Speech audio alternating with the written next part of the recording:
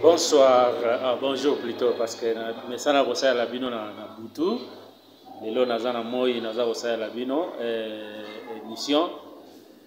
Lelo tokolobela ba ambishi o etikalaki o esalaka ke bato bako ko investir te. La fois passée tolobelaki magambetali la peur il y a risque. Nous avons remarqué que batebele babanga risque.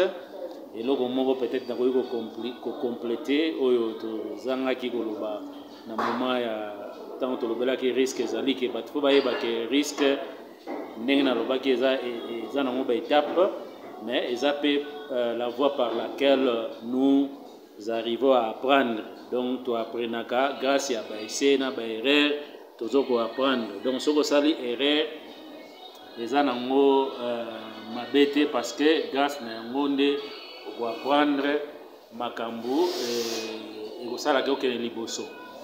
Oui, on est allé pour makambu tali risque la peur il y a risque à échouer. Alors to lobela lelo la peur ya Sony et koki jamais ko sala ke mutu abanga parce que ceux qui ozo banga Sony pour entreprendre na ko loba eza Sony mingi aussi pour na yo parce que et loko eko sala ke yo bonga na vie na yo za ko yoka Sony po okwa ko sala et loko wana donc c'est que c'est grave pour toi.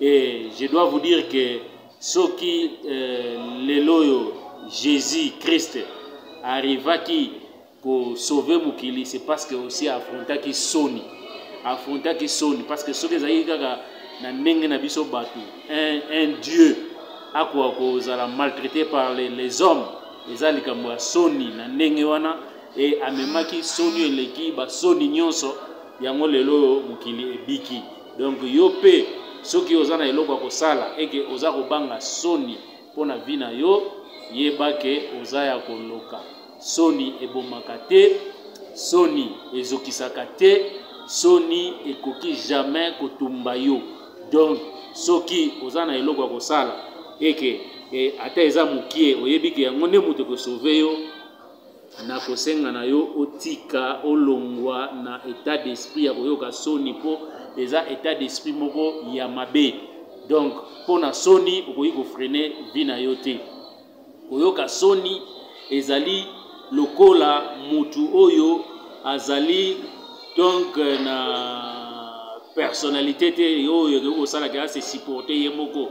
Alors nakoki koloba ke Sony ya bien ezali Sony ya mabepe ezali Sony ya bien ezali nini Sony ya bien ezali oyo eza kosala ke yo oboya kosala mabe oboya kosala masumu oboya kosala likambo eza scandale eza mabe wana eza Sony ya bien mais Sony ya mabe ezani Sony ya mabe ezali oyo eza kosala ke yo ofrene vie na yo okwa kobonga te donc osala eloko ya malamu te donc soki eza kopesa o Sony alors que ekobongisa vie na yo yeba ke wana ezali Sony ya mabe. Merci beaucoup pour na nenge boza kotala quand même parce que namoni moi ba vie ezali koya moi muke donc ba vie yango eleki muke nazomona kutu bozo ko aimer même pas boza ko like même pas donc naza ko senga na bino pe bo like kaka et ozala malamu ko pesa ngai quand même force bien que ngai na kozala vaincu te par le fait que batu bazo like te nazala vaincu donc na dépassa déjà ba situation. Alors lelo to kolobela pe makambo etali ba croyance mais avant to lobela makambo etali ba croyance botika na betela bino li solo moko ya test moko esalamaki na université moko na États-Unis na université wana ezalaki na professeur moko abandaki komsala test na ye sur ba état d'esprit ya ba étudiant. Alors azwaki ba souris o basalaka ba test azwi ba souris donc asali lokola 3 groupes ya ba souris donc a créé 3 groupes ya ba étudiants. Alors ezalaki question sikoyo ya kozwa ba souris wana donc ba mpuku wana ba traverser moi ba labyrinthe moko basali oya pona ba mpuku donc ba traverser moi ba ndako moko basalaki ba nzela ebele ti eke no bima na suka. Alors, a confié que ce que Bampuku wana na 3 groupes wana d'étudiants. A vu premier groupe, a ebisi bango. Bomoni Bampuku oyo, baza vraiment Bampuku moko balemba mingi. Bampuku oyo balemba, alors na ndenge balemba, donc boko aider bango, donc ba kende ba bimati na suka kuna, mais to naza ko yebisa bino déjà que lokola Bampuku ndenge balembela, donc na nimi kute ba ko mata na katikati ya labyrinthe, katikati ya nzela o bango fo balanda. Alors bino bo travailler na bango comme ça bongo bo pesa biso résultat ba traverser banzela wana. Bazui deuxième groupe, bapesi bango pe Bampuku, bayebisi bango, omoni Bampuku oyo baza mwa makasi, bakoki ko traverser bakoma même atana un peu baleka katikati bakoma un peu na suka. Alors soki ba arriver kokoma na suka, c'est que eza pendant effort makasi basali, mais na ndenge bazali bako koka vraiment kokoma na suka te. Bazui deuxième groupe, bayebisi bango, bomoni Bampuku oyo, wana bapesi bango troisième groupe plutôt, bapesi bango troisième groupe à Bampuku, babi bomoni Bampuku oyo, soko zui bango, otie bango na kati awa, baza très rapide et baza très intelligent et facilement ndenge baza wana bakolanda nzela oyo.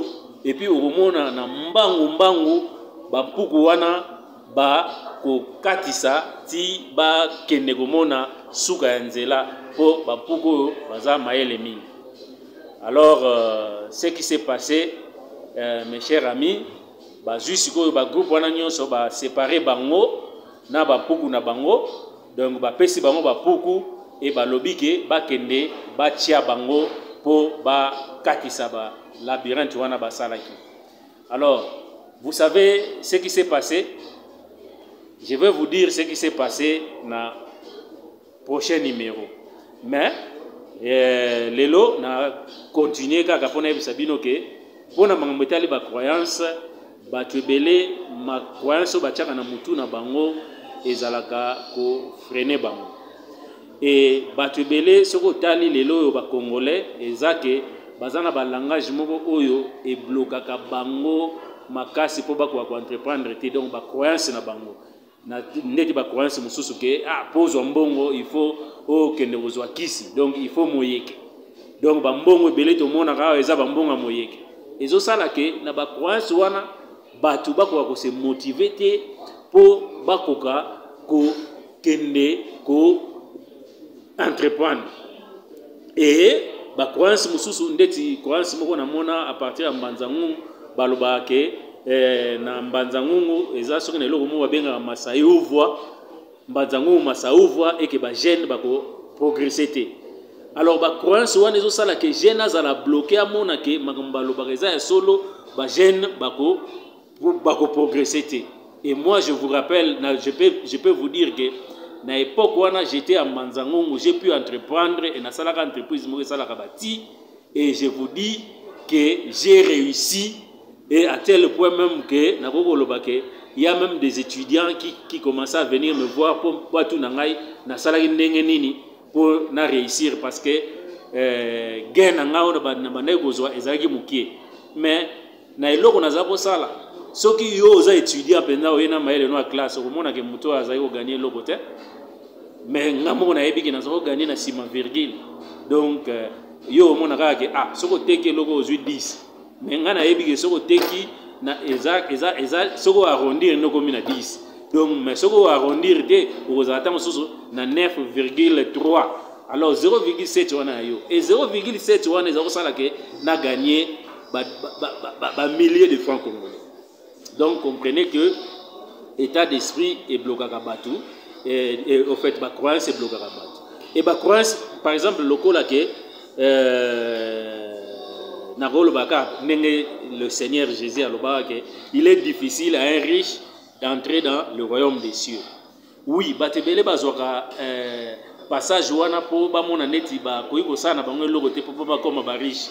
Mais moi vraiment na sekaka bango parce que ce que Jésus a lobby que que royaume des cieux est difficile pour les riches et lobby te que lobby que les riches ba kokota royaume des cieux. Et puis yo pourquoi que Olanda kaka parole na sens wana, pourquoi que Olanda parole mususu ezoko lobate que par exemple que c'est le travail qui procure l'abondance. Pourquoi que Olanda kaka oyo le royaume des cieux est difficile pour na riche. Et puis ce que ba lobby que est difficile, oui effectivement est difficile. Mais ce qui Olandi nenge ye Seigneur Jésus azoloba, alors okota na olola. Alors pourquoi aucun robanga comme riche puisque il y a un monde déjà au sala que okoka kozala quand même nesengo na kati ya vinayo. Donc tokoko kokende musika te, je crois que lobby ou après quelques jours tokosala pote sabino qu'est-ce qui s'est passé avec ces souris là et comment ba résultat et pesaki pona ba étudiant wana. Pour le moment, Tokati Awa, je me limite là. Ciao, ciao. Au prochain numéro. Merci beaucoup.